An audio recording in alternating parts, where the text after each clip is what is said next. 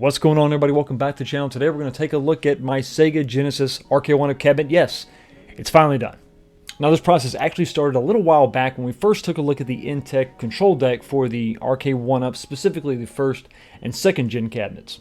Now this specific model incorporated a Sega Genesis console, so it gave you the ability to play your old Sega Genesis carts on your Arcade1up.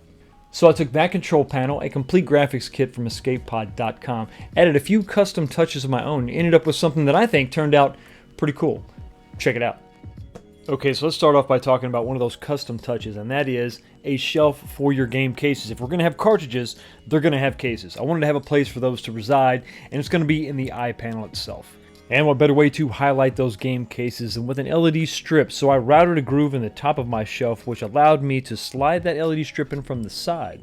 And when I pull the paper back, the self-adhesive will secure it down in the slot, and you won't even see the strip, but you'll definitely see the lights.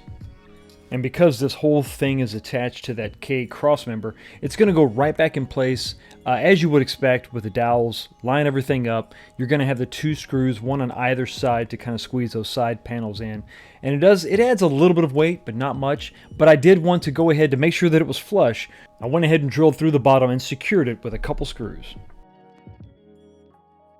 Now when you add an additional electrical component to your cabinet, you're going to have to give it some power, and you could just Y-split and power it all the time, but that would mean the light would stay on all the time. So what we're going to do is add a section of wire with a switch that's going to allow us to turn the light on and off whenever we want to.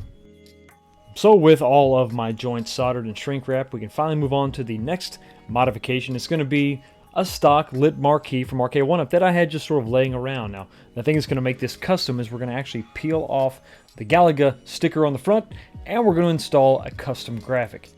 Now, I did have to have this graphic printed separately. The one that came with my escape pod kit was not translucent, and when I reached out to them, they sent me one that was translucent, but it didn't have an adhesive back, and you got to have both of those to work on these stock Arcade1up lit marquees. No problem. I reached out to Game On Graphics, and they were able to hook me up. And because I've heavily modified my eye panel, the decal that came with my kit just wasn't going to work, so I went back to Game On Graphics and had my custom graphic printed up. It's obviously going to have the Genesis Classics logo up top, and then I wanted to bring in a little bit of the maroon that was on the first gen console where the power LED was. It's going to be right where the switch is going to be to turn off and on the LED lights that highlight our game case shelf. So with everything installed and wired up, we can take a look at what's going on power-wise inside the cabinet. So we have power coming in from the AC adapter. It splits off, goes up to the marquee on top of the cabinet. And the other part of the Y, it splits off and goes into another Y adapter, which goes to the PCB and down to our LED strip, with the switch on the side that will allow us to turn that LED strip on and off.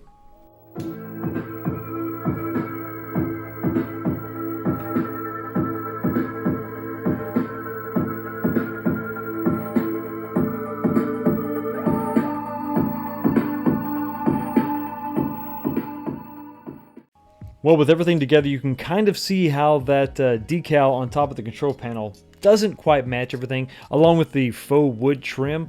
I think I really need to do something about that, but for the most part, it looks really good. There are a few things I think I want to change. I'm probably going to go with a different design for the marquee. The black, it's just tough to get that right, and I don't know that I like the all black look. I might want to change that up. Maybe go with a white background and just the Sega logo up there. That would look a little bit better. Marquee doesn't quite look as good as I would have hoped. Probably not the print, it's probably just my design. The LED lights for the game cases are a little bright. I might want to subdue that somehow, maybe hit that with a little bit of clear black or something to kind of tone that down just a little bit. But for the most part, I really like the way this kit looks. The way it turned out is really nice, and it really fits well in my arcade. I think it's a keeper. Now, the NES was definitely the first console that I fell in love with, but when it came to the 16-bit era, I was all about the Genesis. And some of these games really do feel at home on an arcade machine, especially when you're talking about games like Streets of Rage and Eternal Champions. Come on, that's a good game. And I will admit that Sonic the Hedgehog is not the best fit for an arcade machine, but you can forgive a lot of sins with that classic Sega intro.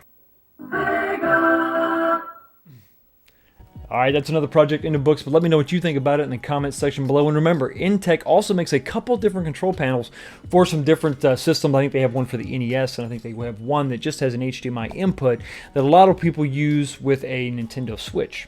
And the Intech crew is still hard at work in developing new control panels that are going to work well with your third generation cabinet, so we're not going to have to worry about having the speakers in the deck, and it's going to fill in that gap that we have if we try to put this control deck on a third gen cabinet. Thanks so much for stopping by and checking out the channel. Y'all have a blessed day, and I will see you next time. Sega.